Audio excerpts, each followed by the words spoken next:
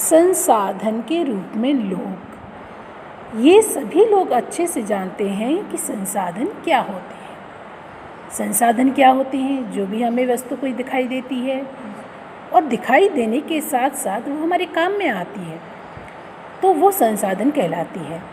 चाहे वो पंखा है, गर्मी लगी, पंखा चलाया, पंखा चला और उसने अपना काम किया, हमारी जो ज़रूरत थी उसको पूरा किया, तो पंखा हमारे लिए संसाधन है।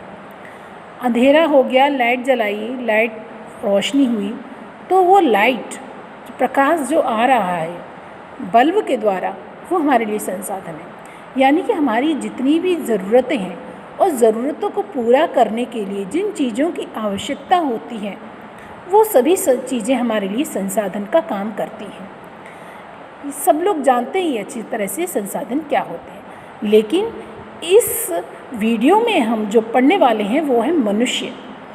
मनुष्य किस प्रकार से संसाधन है।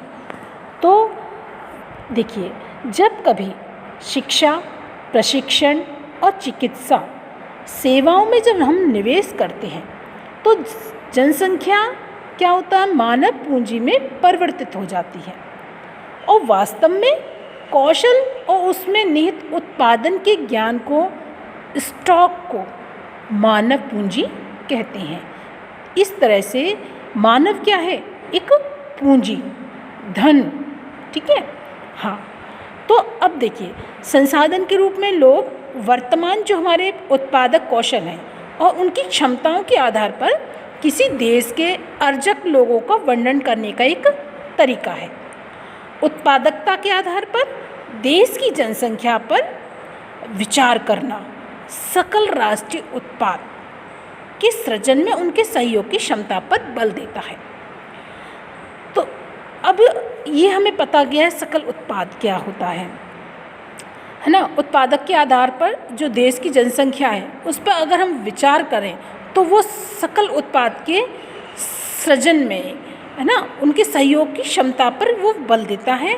और देखो, अन्य संसाधनों की तरह जनसंख्या भी एक संसाधन है, एक मानव संसाधन।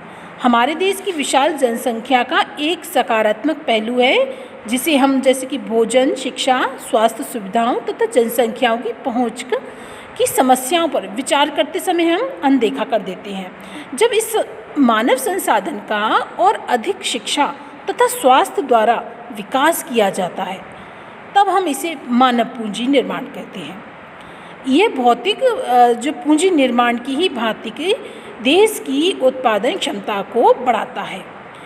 यानी कि जो भी भौतिक पूंजी है जो हमें दिखाई दे रही है, हमें जिसका हम सृजन करते हैं, जिस तरह से वो भौतिक पूंजी मानव की जो आर्थिक व्यवस्था को संभालती है और निर्माण करती है, तो उसी तरह से एक मानव पूंजी होती है। मानव क्या एक पूंजी है।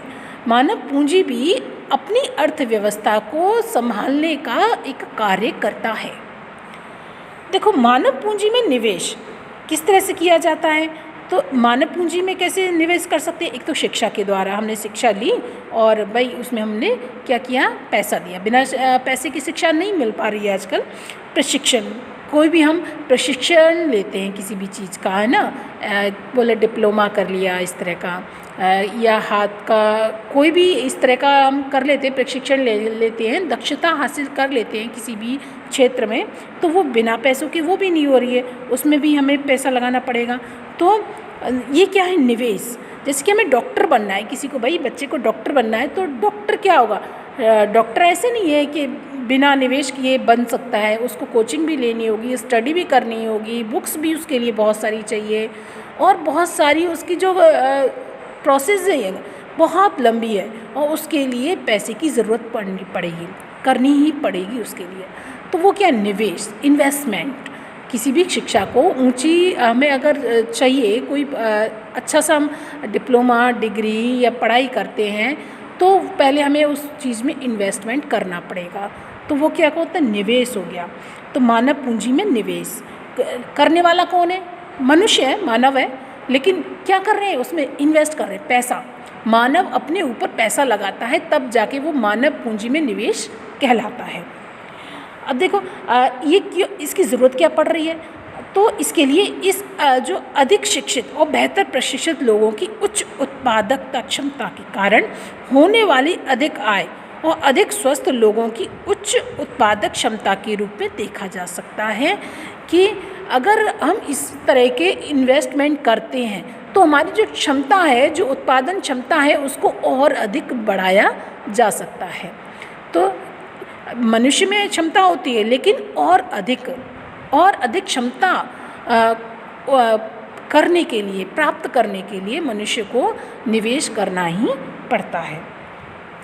तो मानव पूंजी में निवेश आपको समझ में आया किस तरह से होता है? शिक्षा, प्रशिक्षण, स्वास्थ्य के द्वारा ये इसी तरह से इसका हमें बेनिफिट मिलता है, जैसे कि भौतिक पूंजियों का जो बेनिफिट मिलता है उसी तरह से भी मानव पूंजी में निवेश के द्वारा भी बेनिफिट मिलता है। और देखिए ये जो लोग होते हैं इसको करने के बाद अधिक ज़्यादा जो होते सक्षम और निपुण हो जाते हैं, जिससे कि वो अर्निंग ज़्यादा करने लगते हैं। अधिक आय होने से केवल जो हाई क्वालिफाइड जो लोग होते हैं, उच्च शिक्षित जो लोग होते हैं और अधिक स्वस्थ लोगों को लाभ होता है, बल्कि समाज को भी कई प्रकार के लाभ पहुंचते हैं, क्योंकि उच्च शिक्षित या अधिक स्वस्थ जनसंख्या का लाभ उन लोगों को भी मिलता है जो स्वयं प्रत्यक्ष रूप से उतने शिक्षित या स्वस्थ नहीं होते। वास्तव में मानव पूंजी, भूमि और भौतिक पूंजी जैसे जो अन्य संसाधनों से श्रेष्ठ है। क्यों? क्योंकि मानव संसाधन भूमि और पूंजी का उपयोग कर सकता है। भूमि और पूंजी जैसे भौतिक संसाधन अपने आप उपयोगी नहीं हो सकते। समझ में आया? अगर मनुष्य नहीं होगा तो ये सारी जितनी भी भौतिक संसाधन है उसका यूज़ कौन करने वाला है? मनुष्य ही तो करने वाला है जी। तो अगर मनुष्य भूमि और पूंजी जैसे भौतिक संसाधनों को उपयोग नहीं करेगा तो वो खुद से नहीं उपयोग हो रही हैं, इसलिए यहाँ पर इम्पोर्टेंट है मानव पूंजी। लेकिन मानव पूंजी कैसे होगा? मानव अधिक शिक्षित होगा, अधिक ज़्यादा से ज़्यादा जो ज्ञान है वो अर्जित करेगा, तभी वह इन चीज़ों को भली भांति प्रयोग में ला सकता है। ठीक, अब देखो बहुत सारे पिछले जो दशक निकले, भारत में विशाल जनसंख्या को एक परिसंपत्ति की तुलना में एक दायित्व समझा जाता था, लेकिन ये आवश्यक नहीं है कि विशाल जनसंख्या सदैव एक के लिए केवल आवश्यक ही हो, है ना। मानव पूंजी में निवेश करके इसे एक उत्पादक परिसंपत्ति में भी परिवर्तित कर सकते हैं। उदाहरण, जब जैसे लोगों के लिए शिक्षा और स्वास्थ्य, आधुनिक प्रौद्योगिकी के उपयोग में औद्योगिक और श्रमिकों की प्रशिक्षण उपयोगिता, वैज्ञानिक अनुसंधान आदि पर संसाधनों के द्वारा व्यय करना, स्पेंड करना। तो अब हमने ये अच्छे से समझ लिया कि अच्छा, अभी आपके मन में ये प्रश्न अवश्य आ रहा होगा कि मानव पूंजी किस तरह से और लोगों को बेनिफिट दे रही है। जैसे हमने अभी बताया था कि मानव पूंजी क्या होती है, केवल मनुष्य अपने ऊपर जो कर रहा है ना, व्यय कर रहा है ना, प्रशिक्षण ले रहा है, तो वो और लोगों के लिए कैसे फ़ायदेमंद हो सकता है? वो तो अपने लिए कर रहा है, लेकिन ये दूसरे लोगों के लिए भी फ़ायदेमंद कैसे हो सकता है? अब आप देखिए, एक डॉक्टर अपने ऊपर बहुत सारा धन स्पेंड करता है, खर्च करता है। क्यों? क्योंकि उसे अधिक अच्छे से अच्छी एजुकेशन चाहिए, उसके लिए बहुत सारी प्रोसेसिंग होती है एक लंबी, जिसमें कि पैसे की ज़रूरत पड़ती ही है ना। तो जब वो एक अच्छा डॉक्टर बन के निकलता है, वो सारी प्रक्रिया से बाहर जब निकलता है, प्रैक्टिस करके जब निकलता है, तो वो एक अच्छा डॉक्टर होता है। लेकिन वो लाभ किसको दे रहा है? वो अर्निंग कर रहा है अपने लिए, लेकिन फिर भी वो लाभ किसको दे रहा है? उन लोगों को जिन्होंने इसकी पढ़ाई अभी तक नहीं की, जो अशिक्षित हैं। आप बोलोगे वो कैसे?